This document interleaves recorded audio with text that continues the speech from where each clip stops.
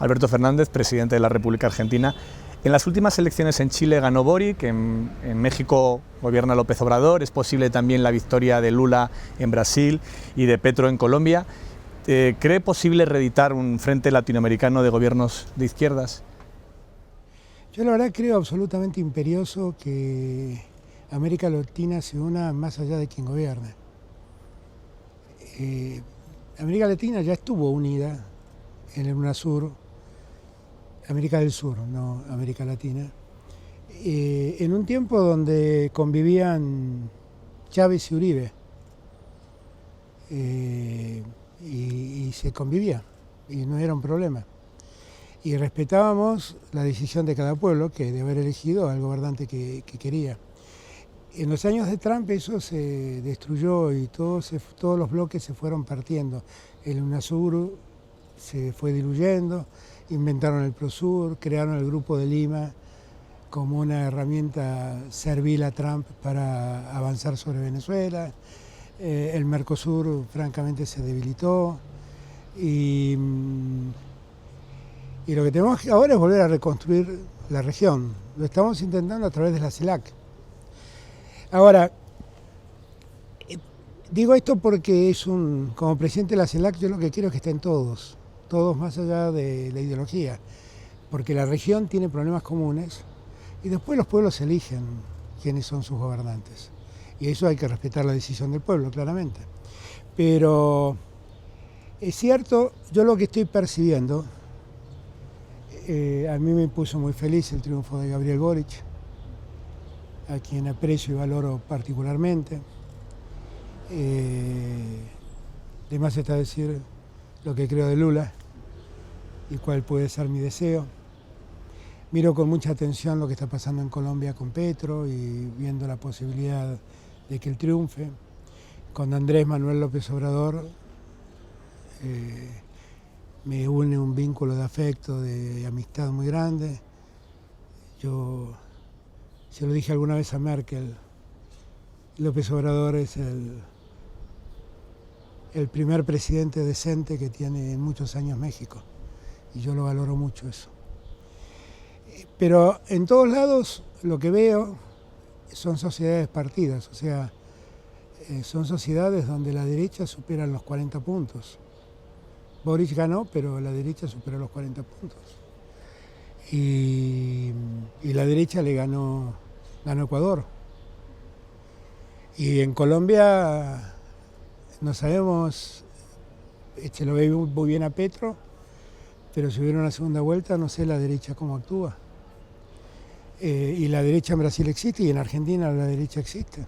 Entonces, yo creo que el continente necesita revisar las políticas que ha tenido en los años de Trump, que fueron políticas absolutamente consecuentes a Trump, que además determinaron cosas inauditas, imperdonables, como el golpe de Estado de Evo Morales, avalado por la OEA, y que la ocupación del Banco Interamericano de Desarrollo por los Estados Unidos, cosas que en otros tiempos se vuelven intolerables. Mi deseo es que América Latina vaya hacia una lógica de políticas progresistas, porque vivimos en el continente más desigual del mundo, y que el progresismo pueda ir ayudando a corregir esa desigualdad poco a poco. Pero lo que más me interesa es que logremos la unidad del continente. Usted visitó en febrero a Vladimir Putin en el Kremlin y le ofreció ser la puerta de entrada de Rusia en América Latina. Tras el inicio de la guerra, de la invasión de Ucrania, ¿cuál es la relación actualmente entre Argentina y Rusia? La verdad es que Rusia y Argentina tienen un acuerdo estratégico firmado hace muchos años. Y la verdad, cuando yo hablaba de que Argentina sea la puerta de entrada, hablaba de lo que comercialmente Rusia podía proponer, donde decía el presidente Putin tener intereses concretos, donde Rusia podía aportar en cuestiones energéticas, por ejemplo. La guerra es algo que a nosotros nos duele y no nos pasa desapercibido. y por eso votamos como votamos en el Consejo de Derechos Humanos. Los derechos humanos no tienen color político, los derechos humanos se violan y el que las viola tiene que responsabilizarse. Y lo que nosotros tenemos es un vínculo de respeto, no tenemos tanto vínculo comercial en verdad con Rusia, pero sí somos parte de las naciones libres del mundo que piden que esta guerra cese, que el fuego cese y que retomemos un tiempo de paz. Después de la pandemia es imperdonable que tengamos una guerra. ¿Qué opina de las sanciones económicas contra Rusia que están aplicando gran parte o la mayoría de los países europeos? Es que son sanciones que repercuten muy negativamente en todo el mundo, esta es la realidad. Entiendo que buscan ahogar económicamente a un país que está atacando a otro, que está invadiendo a otro. No somos parte de eso. Yo la verdad lo que a mí, esta gira para mí tiene el objeto de hablar con Europa, que para mí es el principal socio que tiene América Latina, y plantearle la preocupación de América Latina por los problemas que se están derivando de esta guerra. Por esta guerra está en juego la seguridad alimentaria, está en juego la seguridad energética en América Latina, está en juego la seguridad alimentaria en Centroamérica, está en juego la seguridad alimentaria en el Caribe. Y la verdad es que nosotros estamos viendo cómo esta guerra de poderosos ocurre y nosotros no estamos actuando, y nosotros tenemos que actuar pidiendo que esto termine, porque el daño que se está generando a esas sociedades son enormes, y yo no puedo mirar impávidamente como América Latina, como Centroamérica, que ha sido tan castigada por el cambio climático, como el Caribe, que ha sido tan castigado por el cambio climático, se desangran buscando alimentos que alcanzan precios exorbitantes porque salieron los que aportaban el 35% del trigo al mundo. Yo creo que eso es algo que tenemos que revisar, y mi propósito en esta gira es llamar la atención a Europa sobre todos los daños que todo esto está generando. Y lo hago también sintiendo que Europa ha quedado encerrada en una guerra de dos que no es Europa, que es la OTAN de los Estados Unidos y Rusia. Y planteando que hagamos algo, porque esto es imperdonable después de la pandemia, es éticamente imperdonable, es humanamente imperdonable. Y todas esas sanciones económicas solo dañan más a la gente. Y a los países de la periferia, los que no somos parte del mundo central, el daño es inmensamente mayor. El daño que está sufriendo África es imperdonable. No podemos seguir viendo esto sin reaccionar. Es moralmente indecente eso. ¿Y qué papel cree que tendría que tener Europa entre eso que usted plantea como un conflicto? No, yo creo que hay que generar una mesa que esto lo ordene. Hay que generar una mesa que esto lo ordene, donde participemos lo que tengamos que participar para que esto se termine. No es posible que nosotros veamos tanta muerte, tanta desolación, sintamos tanta amenaza, y que esto se resuelva con sanciones económicas que a Rusia lo complican, pero complican a todo el mundo. No es que solo complican a Rusia. Entonces, tiene un efecto también sobre el resto de los... Exactamente. Entonces, yo siento que tenemos un imperativo moral de reaccionar frente a eso. Y el primer imperativo es buscar la paz, que cese el fuego y buscar la paz. El mundo no tiene más espacios para guerras, ¿no? Se nos han muerto 6 millones de personas en la pandemia. ¿Qué hace falta para que nos demos cuenta que esto no se tolera? Por eso la búsqueda fue hablar con los actores centrales de Europa y escuchar a los amigos de España. Hoy ha estado con Pedro Sánchez en la Moncloa. ¿Cómo ha ido la reunión? Yo con Pedro tengo una mirada común que me hace muy fácil el diálogo con él, y quería conocer su mirada sobre lo que está pasando en el tema de la guerra. Y la verdad es que tuve también una muy buena charla con el rey, con Felipe, donde pudimos hablar muy claramente y le pude transmitir toda esta preocupación mía. O sea, yo vengo de un continente donde la guerra queda lejísimos, pero todos los días la padecemos. No lo entendemos muy bien, pero todos los días la padecemos. Argentina lleva una década con 2 dígitos de inflación. ¿Cómo sobrevive una economía a una situación así? ¿Es inevitable con una inflación tan fuerte, una crisis económica severa cada cierto tiempo? Lleva más de una década con 2 dígitos de inflación. Lleva casi 15 años con 2 dígitos de inflación. La Argentina tiene un problema muy serio con la inflación, que está determinada por distintas causas. Una puede ser, los monetaristas enseguida dicen, la culpa es la emisión monetaria.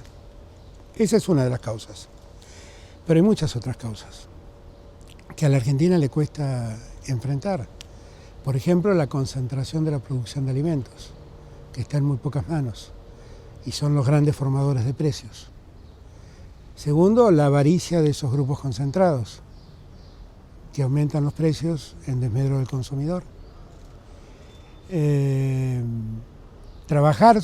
Tercero, una cultura inflacionaria, que en el mundo de la economía la llaman inflación autoconstruida, que es esta percepción de que algo va a aumentar, entonces aumento primero para no perder. Hay múltiples causas, y hay también una causa sobre la que yo quiero trabajar y me cuesta mucho, que es que todos los actores entiendan el costo que pagamos por la inflación. La inflación es el impuesto que pagan los más débiles, los que viven de un sueldo. Ellos son. Y por lo tanto tenemos que hacer el esfuerzo de buscar un punto de acuerdo para ir poniendo en caja este problema que lleva casi 15 años de una inflación de 2 dígitos. Y tenemos que ponerle punto final. Ahora, a partir de febrero de este año, de enero, febrero de este año, el problema se ha potenciado por el efecto inflacionario que padece el mundo. O sea, también importamos inflación. Sí. También ahora se ha convertido en un fenómeno también europeo. Mundial. Estados Unidos puede terminar con 10 puntos de inflación. Un país que tenía 1 punto por año, 2 puntos por año. Entonces, estamos también importando inflación. Y todo es consecuencia de lo mismo, ¿eh? Es consecuencia de que si sacamos del mercado a 2 grandes oferentes de trigo, de girasol, de aceites, de energía, y bueno, el problema es que la escasez de esa oferta va a determinar un alza en los precios, que es lo que está pasando. Esa guerra y ese alza en los precios, en las materias primas sobre todo, ¿cómo va a afectar a las perspectivas económicas de Argentina? Hay como 2 miradas, ¿no? Una en la que ustedes son vendedores. Claro, una mirada es que nos ayuda mucho a que ingresen más divisas. Pero la verdad es que cuando los precios suben en el mundo, también suben en Argentina. Porque el que exporta quiere ganar lo que el mundo paga, y el que no exporta quiere que le paguen en Argentina lo que el mundo paga. Y entonces se han desatado demandas alimenticias en el mundo que han alterado todos los precios. Por ejemplo, la demanda china de carnes rojas, que ha llevado los precios de la carne a precios absolutamente exorbitantes. Y antes eso estaba restringido a un número limitado de frigoríficos porque China compraba carne, compraba cortes que se envasaban al vacío. Pero ahora directamente se lleva carne fresca, medias reses enteras. Y entonces ahora cualquiera exporta. Y los precios que paga China por eso son precios exorbitantes, han alterado los precios de todo el mundo.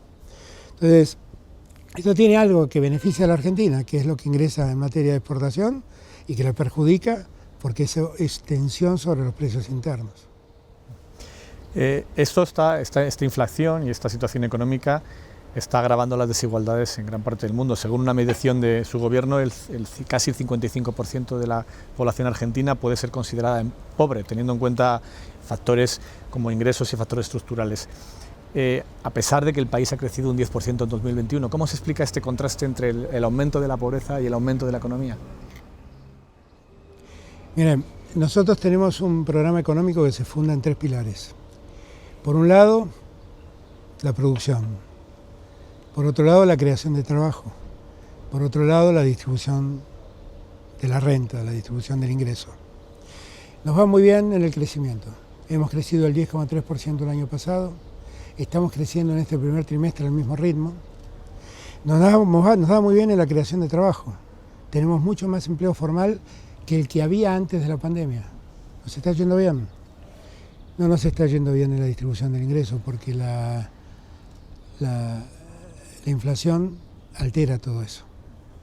Y a pesar de que nosotros queremos y trabajamos para que los sueldos, el ingreso de la gente, el salario, le gane a la inflación, esa es una tensión permanente que existe y que determina ese resultado. Ahora, ¿por qué ocurre esto? ¿Por qué nos cuesta tanto? Entre el año 2003 y el año 2015, cuando gobernaban Néstor y Cristina, el salario real creció 19 puntos. Es decir, alguien que ganaba 100 y compraba mercaderías por 100 pesos en el año 2003, con los mismos 100 pesos en el año 2015 podía comprar el equivalente a 119. El salario real había crecido mucho. Desde el año 2015 al año 2019, el salario real cayó 20 puntos. Se perdió, o sea, todo lo crecido. Todo lo que habíamos conseguido se perdió.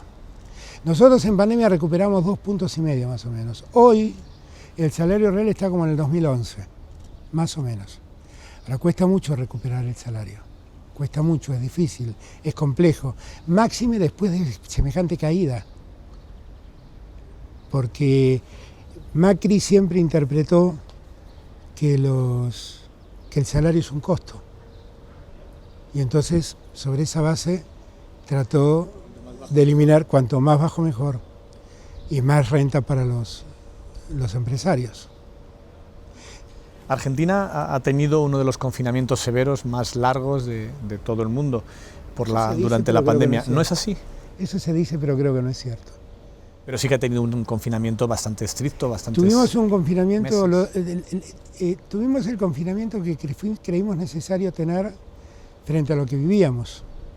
Digo,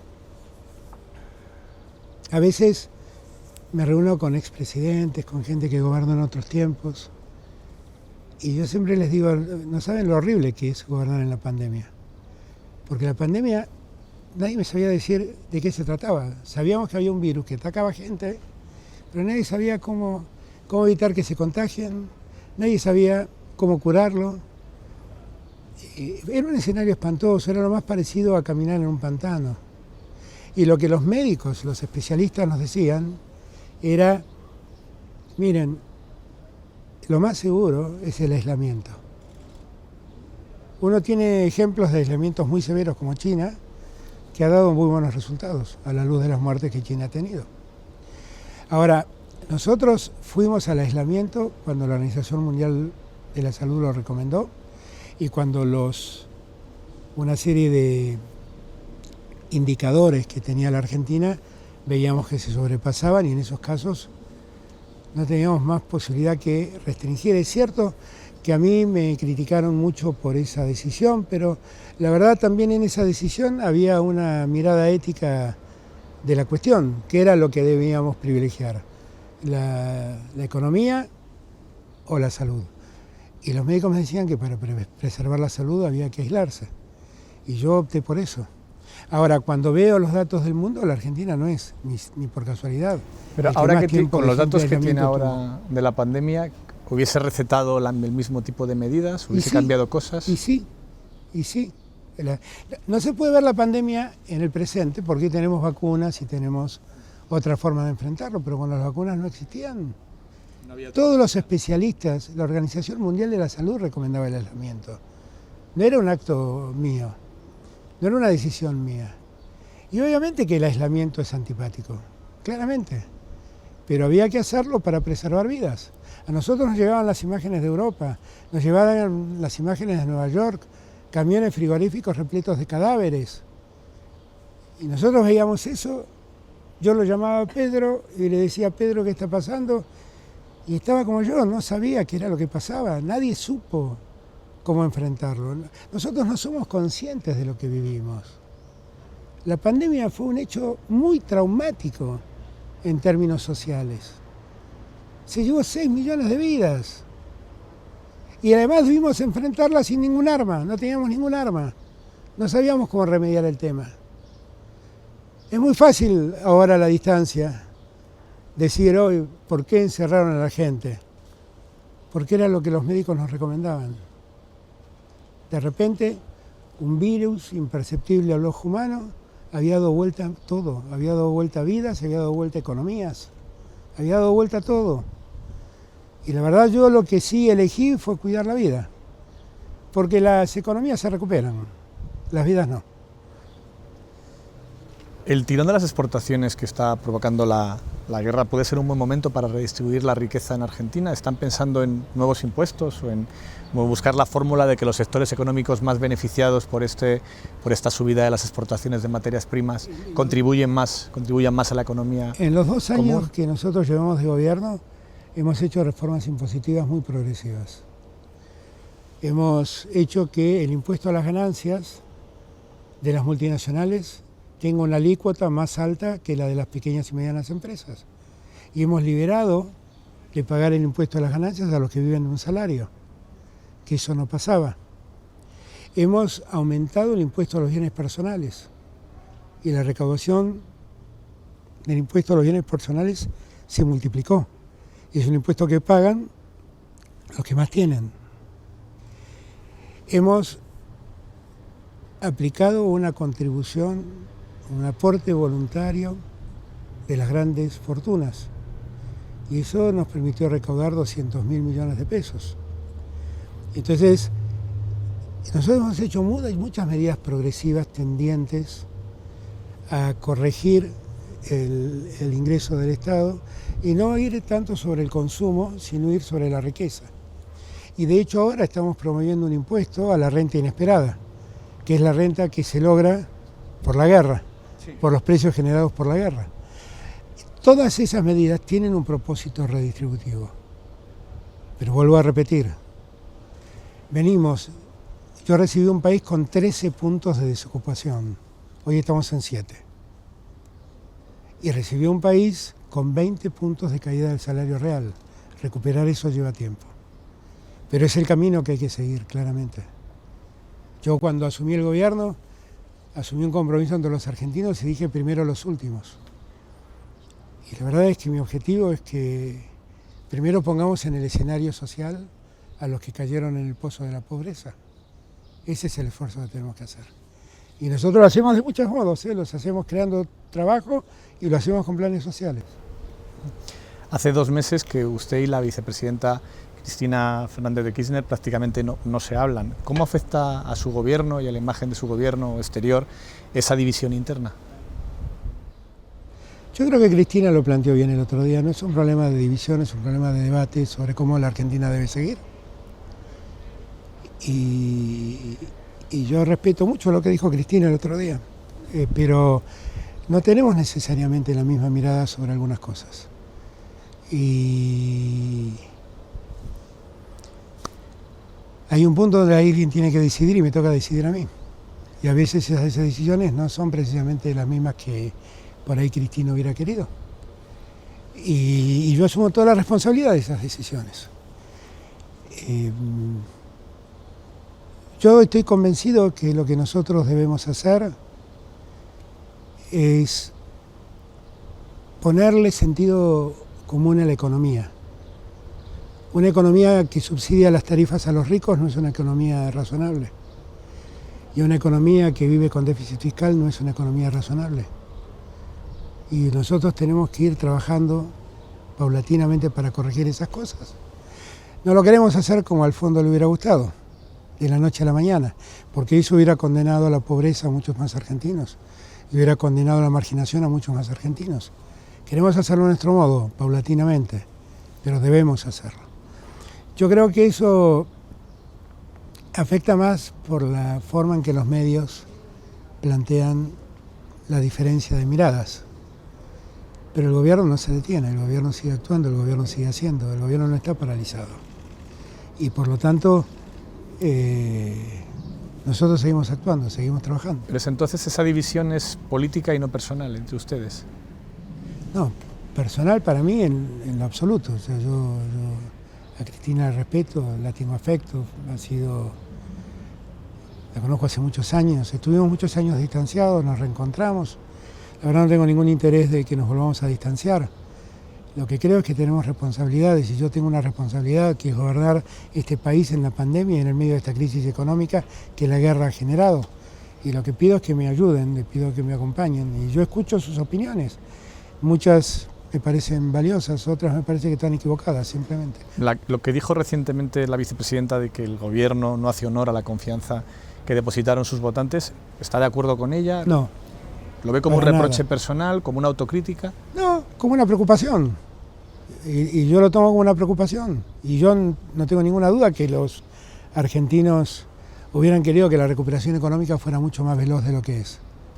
Ahora, si uno tiene en cuenta que nos tocó suceder a Macri, que nos tocó arreglar la deuda privada con los acreedores, la deuda externa con los acreedores privados, que nos tocó resolver el problema con el Fondo Monetario Internacional y que nos tocó vivir la peor pandemia que la humanidad vivió en el último siglo. Y que además cuando empezamos a sacar la cabeza del agua se desata una guerra que vuelve a complicar todo. Si los argentinos miran todo lo que hemos hecho, yo creo que no están decepcionados. Ahora, que los argentinos demandan más, tienen todo el derecho a demandar más. Que los argentinos necesitan más, es absolutamente cierto. Yo creo que la política es el arte de manejar la realidad. Y lo que nunca hago es negar la realidad. Los datos son los que son. Y sobre esos datos hay que trabajar. Y yo no estoy conforme con los datos de pobreza que tenemos. Aun cuando veo que muchos datos macroeconómicos son muy buenos. Por eso dije, de los 3 pilares andamos bien en la producción, estamos bien con el empleo, estamos fallando en la distribución. Ahí hay que trabajar. Y yo creo que Cristina puede decir que algunos argentinos están decepcionados porque quieren una distribución más rápida, más equitativa y más justo. Y tal vez tenga razón en eso. Pero la verdad yo creo no haber decepcionado a los argentinos. Cuando llegó la pandemia, el sistema de salud estaba distribuido, veíamos cómo la gente se moría en el mundo en las calles porque no tenían atención médica, y en Argentina no hubo un solo caso que no recibiera la atención médica que necesitaba.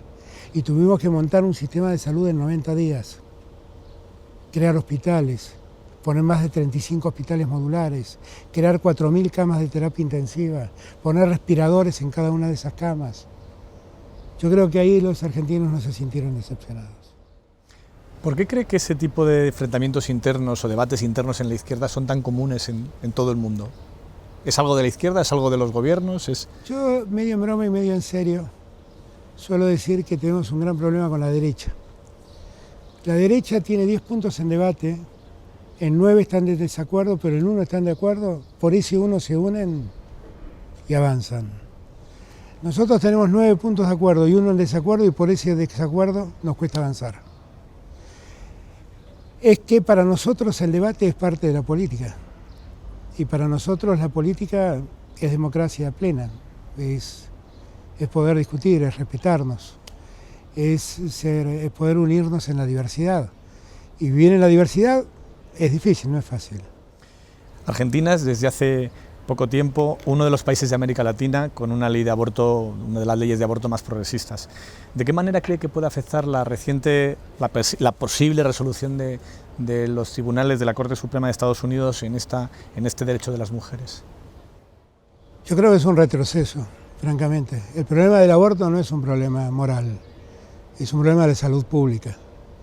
Cuando el aborto es punible o el aborto está prohibido, las mujeres están condenadas a hacer abortos clandestinos, y cuando los abortos son clandestinos, la salud de las mujeres corre riesgo. Y por eso muchas mujeres se mueren con el aborto, o muchas mujeres pierden la capacidad de procrear por abortos mal hechos. Y muchas mujeres terminan en los hospitales después del aborto, infectadas por abortos mal hechos. El problema del aborto es un problema de la salud pública y que se debe hacer en respeto a las mujeres. Yo creo que que ir en marcha atrás con el aborto es un retroceso en la salud pública y es un retroceso en los derechos de la mujer. Otra cuestión de derechos sociales, su hijo cambió de identidad y tiene un DNI en el que figura con una X como persona no binaria. Argentina es pionera en una legislación de género de este tipo. ¿Es porque usted tiene una sensibilidad especial por su familia, o es que sintió en algún momento que su hijo se enfrentaba a una incomprensión generalizada, o es porque veía una necesidad social muy amplia? Yo creo en la libertad de la gente. Mi hijo es así. Yo lo amo porque es mi hijo. ¿Qué me importa cómo es? Es lo que él quiere ser. De Aristóteles en adelante la filosofía viene debatiendo que el objeto de la vida es el encontrar la felicidad. ¿Cuál es el camino de la felicidad? Son múltiples. Y él encuentra la felicidad de ese modo. Pero yo no lo hago pensando en mi hijo, ¿eh? Lo hago pensando en la forma en que se segrega al distinto. Y eso sí lo detesto.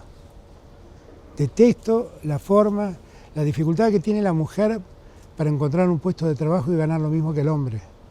La dificultad que tiene un transexual en ser respetado en la comunidad. Detesto la homofobia que existe en muchos. Yo lo que creo es que son libertades humanas y que hay que respetarlas. Yo siempre me lo pregunto, cuando yo soy hijo de padres divorciados. O sea, mi mamá, soy hijo de un primer matrimonio de mi mamá, que se casó con mi papá, que tenía hijos de otro matrimonio. Vivimos años el divorcio como un gran trauma. Y un día Alfonsín aprobó el divorcio vincular y mi mamá y mi papá se pudieron casar. Mi papá no biológico, mi papá de crianza se pudieron casar. Y los testigos del casamiento fuimos los 3 hijos. Y yo pensaba siempre, ¿para qué hicimos padecer a tanta gente por eso?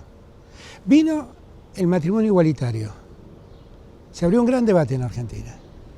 Los conservadores decían, no, el matrimonio igualitario no, porque ¿qué va a hacer un chico que nazca en un matrimonio de 2 personas del mismo sexo? ¿Qué crisis de identidad sexual va a tener? Y yo escribí un artículo en esos días diciendo, definitivamente no sabemos cuál va a ser la identidad sexual de un chico que se creía en un matrimonio de 2 personas del mismo sexo. Pero lo único que tenemos comprobado hasta el día de hoy es que las lesbianas y los homosexuales nacen de parejas heterosexuales. ¿Para qué hacer sufrir? ¿Para qué postergar a esa gente? ¿Para qué discriminar a esa gente? Yo la verdad es que detesto la hipocresía, odio la hipocresía. Y eso es parte de la hipocresía social de Argentina. Yo no lo hago por mi hijo, no, nada que ver, yo lo hago porque tengo la convicción de que cada uno tiene que tener la identidad sexual que crea y que debemos respetarlos y que debemos lograr la máxima igualdad, cualquiera sea la identidad sexual de las personas. La verdad es que mi hijo no tiene nada que ver en ninguna de esas decisiones. Creo mucho en la libertad humana. Hace unos meses, 4 expresidentes españoles pidieron a Reino Unido la reapertura del diálogo por el conflicto de las Malvinas. ¿Cree que ahora que Reino Unido está fuera de la Unión Europea hay más posibilidades de una oportunidad diplomática para resolver este conflicto? Me encantaría que así fuera, y yo valoro mucho. ¿Ha hablado con Pedro Sánchez hoy de ese tema? No lo hablé con Pedro, pero lo hablé con el rey, que me tocó el tema y hablamos de Malvinas y hablamos de Gibraltar, obviamente. Que en estos 40 años muchos me entrevistaron de la prensa inglesa y yo decía que nunca había visto nada parecido a Gibraltar. Ver un peñón a esa distancia y decir que esto es España y eso es el Reino Unido. Yo creo que el colonialismo tiene que llegar a su fin en el mundo. Ojalá que a partir del conflicto que se genera con la salida del Reino Unido de la Unión Europea y el efecto que eso genera en Gibraltar, ojalá que el Reino Unido se siente a dialogar una salida, porque la verdad nosotros lo que vemos es que en el Atlántico Sur tenemos una base militar de la OTAN, eso es lo único que vemos. Y la verdad esas son islas nuestras, donde deberían vivir quienes viven y otros en paz y no en ese estado de militarización que viven. Muchísimas gracias, presidente. Gracias por la entrevista. No, gracias a ustedes.